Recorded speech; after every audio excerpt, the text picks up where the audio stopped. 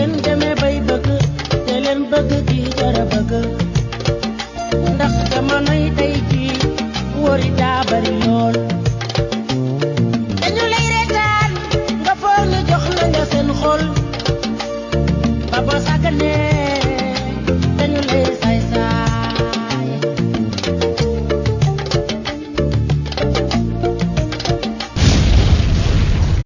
maa ngi nuyu waa Sénégal ak képp ku ñu suivre à travers Diom Diom multimédia di si béggee xale jigéen mag ak ndaw tey nag dañuy waxtaan ci coronavirus ak couvre-feu dëgg la coronavirus feebar bu bon la di wàllaate dam ba suñu président Macky Sall jël si décret jël na benn décret ne à partir de 20h ba 6h du matin bu kenn génnati loolu lu baax la pour lan dinañ mën a identifier feebar bi ku am ñu xam fan la nekk ñu jël ko yóbbu ko ci hôpitaux yi gën a jege faj ko feebar bi wàññeeku waaye man li ma si metti dans tout ça mooy dañoo laal ki nga xam ne nii moo ma formé mooy armée sénégalaise dama xëy yeewu suba teel ñu ne non armée bi da doon dóore ma ne non armée sénégalaise est une armée républicaine ñun bañ ñuy formé jamonoy Ablaye Wade on avait les meilleurs caporaux au monde xam nga caporal ni ñuy inculpé population bi seen rakk nañ say jarbaat ngeen seeni mag nañ seeni maam nañ seeni papa ngeen seen rôle mooy ngeen protéger nation bi contre tout danger waaye bu ñu leen bun xataal di leen toroxal di leen dóor loolu nag ñu jàngal armée moo tax ngay dégg coopération armée nation te armée bi mi ngi koy jëfee ci nan boo duggee ci àll bi armée baa ngi sensibiliser di dimbale gars yi ci forage ci lu nekk te fu na nii maa ngi wàcc kaamil 99,99% des populations dañoo bëgg armée sénégalaise moo tax boo waxee dara armée bi gars yi dañ naan loolu amul armée du def loolu en commençant par man armée sénégalaise dafa blanc comme papier du mën a am gàkk-gàkk parce que peuple bi moo leen bëgg dangay xool 4 avril bu amee feetu indépendance maam yi papa yi yaay doom ba si xale yu ndaw yi ñëpp dañuy njëkkantoo ci kanamu télé bi pour xaar défilé militaire et paramilitaire yi militaire du dóor population au contraire da koy protéger population bi mer na frustré wu na parce que armée bi da kaa seetaan population bi li muy xaar ci armée waru seetaan ñuy dóor di toroxal population bi yow armée sénégalaise man yow laay waxal ñun yow nañu am ñun armée sénégalaise yow nañu mën a waxal nga déglu ñu doo ñu toroxal doo ñu négligé te dañu déglu ak sa ñaari nopp armée sénégalaise par exemple lamb day am wala football kenn yow tenue militaire nga ne ko awma ticket damaa bëgg nga dugal ma day jàpp sa loxo dugal la dina dugal 5 ba 6 loolu armée sénégalaise ñëpp di leen gërëm di leen ñaan di leen sant ku dee ci yéen àddina dem yéen waa armée sénégalaise population bi da leen bëgg da leen naw kon population bi bu amee problème yéen armée sénégalaise yéen ba discours président Macky Sall amee rek yéen bu ngeen génnoon première génn rek wax ak population bi billaahi waxuma la 20h mais 19h ñëpp tëdd parce que yéen da leen déglu yéen armée sénégalaise da leen considéré comme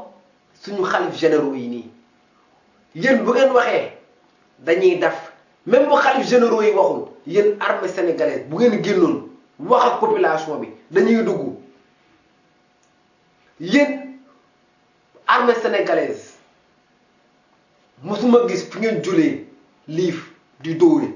wala fetal di ko dóor di ko soq ci ñun amul ñun population sénégalaise da leen bëgg dal leen naw parce que xam nañ ne bu ngeen ñu jàppalewul du ngeen ñu toroxal da ngay gént mbedd bi dajeeg les anciens militaires wala nga dajeeg des militaires en activité ngay gis ni ñuy conseil gars yi nu ñuy nekkee ci biir gars yi di caayam mais duñu indal population sénégalaise di leen dóor dëgg la maa ngi déglu ci rajo yi nay naan baax si ñoom sénégalais yi xamuñu yàlla waaye xam nañ yar loolu du dëgg ndaxte buñ xamuloon yàlla duñu respecté xalif généraux yi buñ xamuloon yàlla duñu jàng ko alxuraan kon dóor mooy faj lépp kon man ki may waxal mooy ki ma formé yow armée sénégalaise yaa ñu formé ñu libéré nekk sagam nekk dans les kii de gardiennage nekk dans les cortèges yaa ñu formé yaa ngi koy inculpé xoola boo duggee ci compagnie téléphone yi comme ay Sonatel ak ay bu lay ancien militaire yi ak yi ci biir enceinte bi ngay xam ne formation armée dafa baax dafa discipliné du nga ñu dóor du nga ñu toroxal te nu fay bu weexee ba léegi neen leen jàppee du leen mës a bañ du leen mës a jinet du leen mës a jin lu ñaaw te ku teg ci yéen armée sénégalaise lu ñaaw ñun ñoo koy teggi bu ngeen nekkoon nekk ak beneen état di fight ak moom ngeen manque effectif ñun population ñu jël arme ñoo xeexal leen armée sénégalaise parce que gis nañ bu baax a baax li ngeen def ci population li ngeen def ci peuple bi du ngeen ñu dóor du ngeen dóor suñu papa du ngeen dóor suñu yaay du ngeen dóor ko ëmb du ngeen dóor kenn au contraire da ngeen sensibiliser te yéen armée sénégalaise yéen seen génn jar na 14 milliards il suffisait ñu waxtaan suñu biir ci nan yéen bu ñu woon état major woo waa Jal Diop ñu ne armée bi rek armée kase armée génnal il suffit que armée génn Dakar laay wax de 6 camions rek rodé rek wax ak gars yi par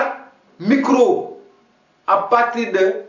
20 heures bu kenn génn di am couvre-feu sensibiliser gars yi ne leen defuñu ko pour mettre leen wala pour dara mais pour aar seen santé la population bi leen dégg parce que armée sénégalaise population bi daf leen naw armée sénégalaise population bi daf ko nangu ci biir xolam population sénégalaise armée da ko bëgg peuple bi da leen bëgg kon bu leen seetaan ñuy noot déedéet bu bavure amee mënuñu ko jooy fan nañ koy jooyee bu bavure amee mënuñu ko jooyee tribunaux yi ci yéen armée yéen rek yéen tëddee jaaxaanaay population bi xool na gauche xool droite démb ñu jooy bëri na te pourtant ñi ngi seen biir kër mais mettal bu ñu doon mettal population bi metti na leen te yéen ba léegi armée sénégalaise nii ngeen suñu biir xol parce que boo xoolee ba ngeen ñuy jox lii armée sénégalaise ba ngeen ñuy formé da ngeen ñu pour ñu aar la population sénégalaise mais joxoon lañu ceinture bi pour ñu dóor la population sénégalaise yéen armée sénégalaise ba bañuy bàyyi te ngeen jàpp dara man maa ngi ci biir population bi armée sénégalaise ngàcce ngaalaama ne leen bëgg ba léegi tey la wàllu gën a aay kon ak bépp mesure bu président jël ñun dinañ ko topp mais tamit armée sénégalaise il faut veiller au peuple il faut protéger aussi le peuple parce que len dafa am microbe coronavirus dina jàll 2 mois 3 mois 4 mois mu jàll ku nga dóor damm tànkam mu am sekal fan la kay jooyee dina toog ay at du wér yow nga feebar en moins de 21 jours nga wér gars yi nga trouvé nanka rek am na ñuy wér am na ñuy confiné waaw may laaj boo jàppee population bi dóor ko dóor yi métti ñenn ñi nga damm leen ñenn ñi ñu perte seeni doom affaire bi passé waaye léegi kuy rus day indi haine entre population ak ñi leen dóor waaye yéen armée sénégalaise ngàcce ngaalaama population bi bëgg na leen population bi naw na leen dugg leen ci biir population bi ngeen wax ak ñoom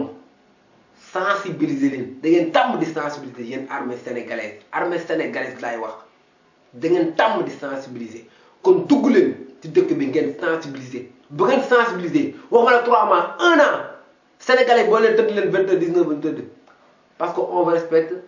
on vous écoute parce que ñun armée sénégalaise da leen considérer comme des xalifs généraux da leen respecter parce que seen éléments yi duñu dóoree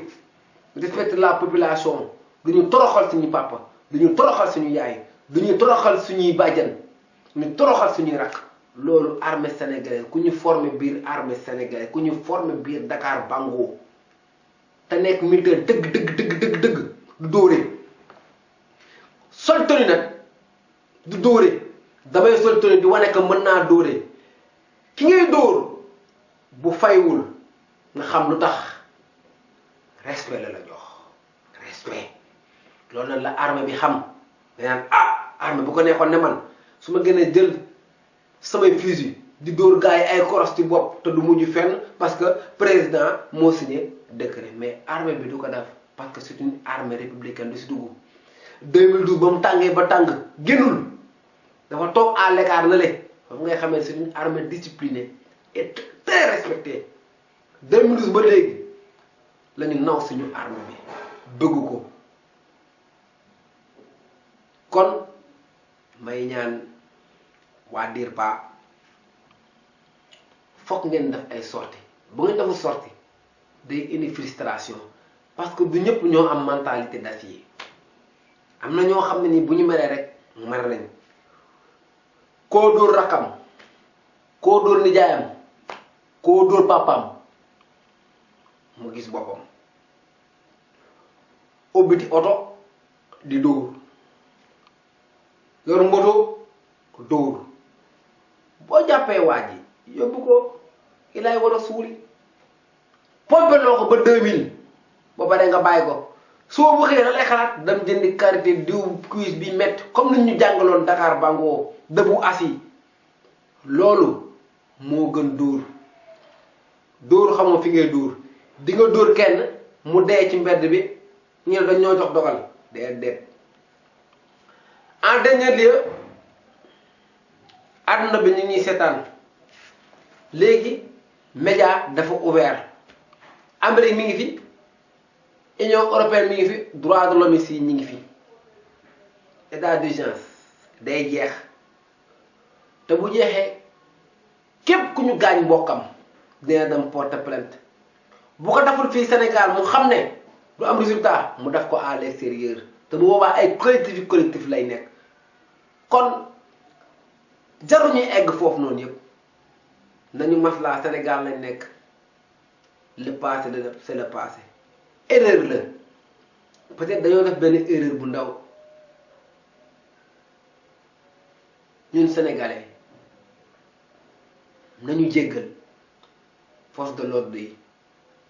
ñu dikkee seen kaw démb parce que sénégalais xamul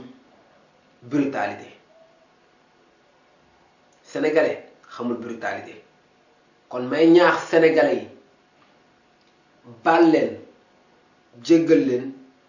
les forces de l'ordre parce que tamit policier gendarme du jug rek dóor noonu te diggaluñ ko ma leen di ñaan di leen ñaax policier yi gendarme yi suñuy rakk nañ suñuy mag nañ suñuy jarbaat nañ na leen jéggal te xam nañ erreur la bu ñu jéggaloo na leen baal le passé c'est le passé te nag nañ topp ndigalu président rek. ngeen demee bay bëgg te leen bëgg di jara bëgg ndax jamonoy tey jii wóor yi daa bari lool.